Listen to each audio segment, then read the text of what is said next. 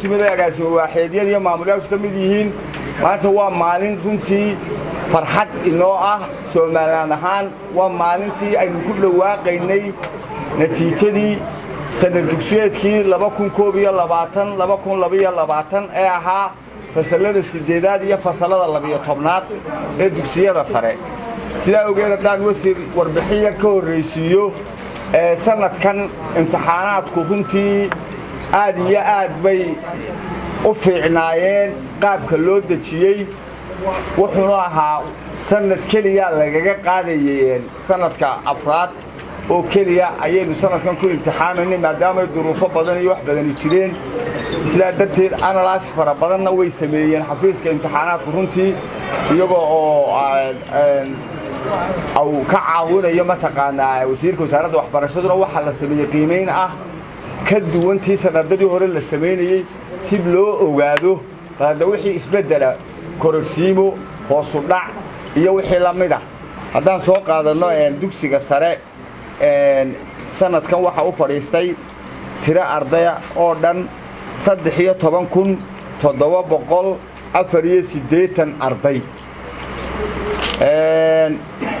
waxa faylgaroobay ama aan ilaahnaaha way ka yar adu way la seegeen 460 arday oo u dhiganta 3% ardayda gudubtayna waxa weeye 97% marka waa dugsiga sare halka waxaan u arkaynaa in runtii tahay guul weyn waayo waxa weeye in kasta oo gobolada marka loo qaybiyo laga yaabo culayska inuu waxana ugu fadhidaa waxa laga yaabaa in Maroodi Jeex iyo laba gobol oo kala noqoto sababtoo ah mar walba tirada Maroodi Jeex waxa u dhigantaa 50 and above waliba 50 or 60% and above bay u dhigantaa dalka boqolkiiba sidaa darteed shar iyo khayr way ka badnaanaysaa gobolada marka yaa la yaabin haddii la yiraahdo 400 baa Hargeysa ka dhacay Maroodi Jeex ka dhacay taasmiin si misaahid way Maroodi Jeex gobolada kale halka ardaydu ka yihiin 500 600 iyo wax iyaga waa tirada ciida ka fara badan taasi waa dugsiga sare primary-ga tirada ardayda guud waxay ahayd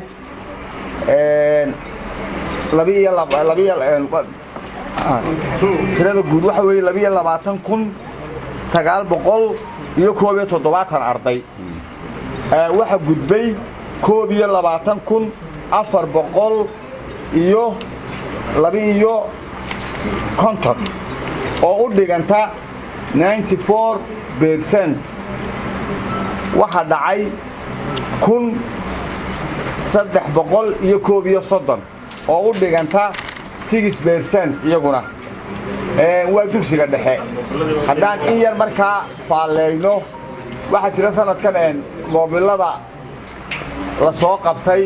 iyo saacadaha la soo qabtay aad bay u fara badnaayeen iyo waxaan jecelahay in waalidiintii ardayda dambe ee soo socotaba uga digno waxa weeye horta inaynu isla fahmo saxaafadana horena waan uga codsaday maantana waan ku celinayaa waxa weeye haddaan dalka aynaynu u gurman oo inaynu kala dagaalamin ardaydeena waxaan la yiraahdaa moobilka saacadaha nagu soo kordhay sanadkan awal aan laba aqoon saacada maxay ah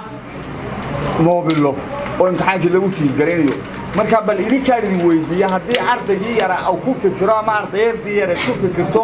marka imika form 4 gasho inay ka fikirto qaraabo cidii ugu dhaweyd inay tiraahdo moobil aan ku tiigareeyo ama saacadan ku tiigareeyo soo iibi loona soo iibiyo waa mushkiladeeda leedahay waxaad ogaataa inuu dalku inaga baaba'ayo aqoontiisa imtixaanaadka qaranka Jamhuuriyadda Soomaaliland haloodanadii kala duwanaa ee ka soo qayb qaatay sixitaankii ilaalintii diyaarintii iyo soo jeedkii faraha badnaa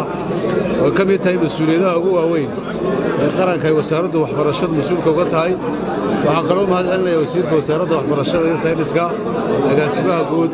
agaasimo waaxeedyada macallimiinta qaranka maamulayaasha iskuulada dawliga ah iyo kuwa gaarka loo leeyahayba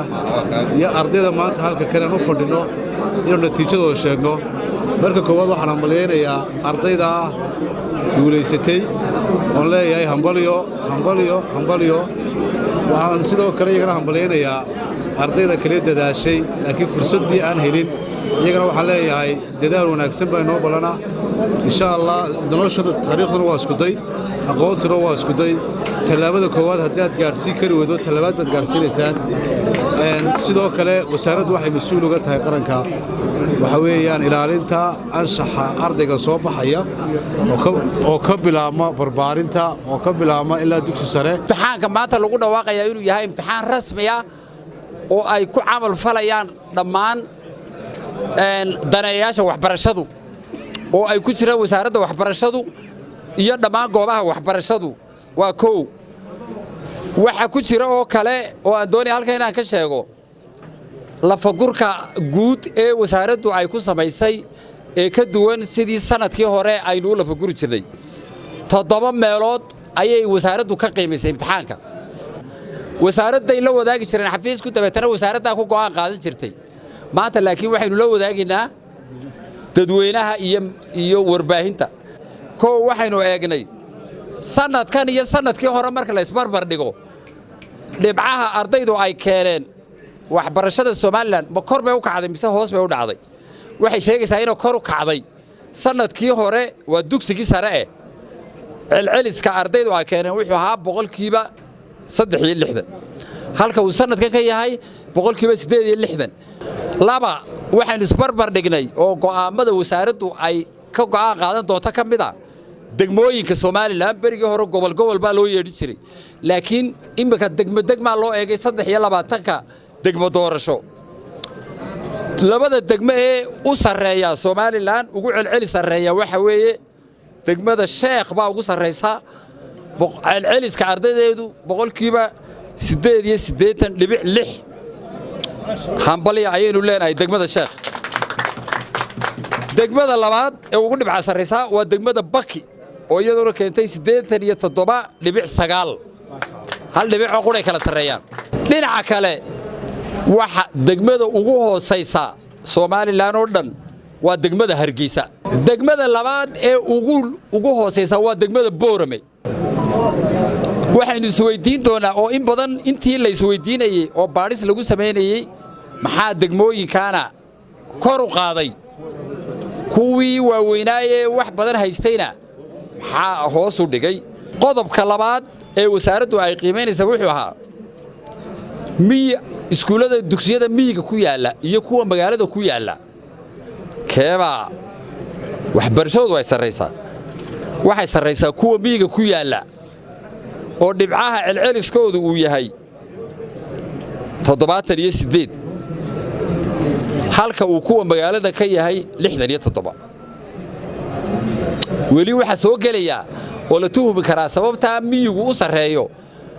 magaalooyinkiina ay u hooseeyaan inay tahay koow horta macallimiinta dugsiyada miyiga wax ka dhigta imika waxay u badan yihiin shaqada qaranka oo ah macallimiinta jaamacada ka soo baxday laba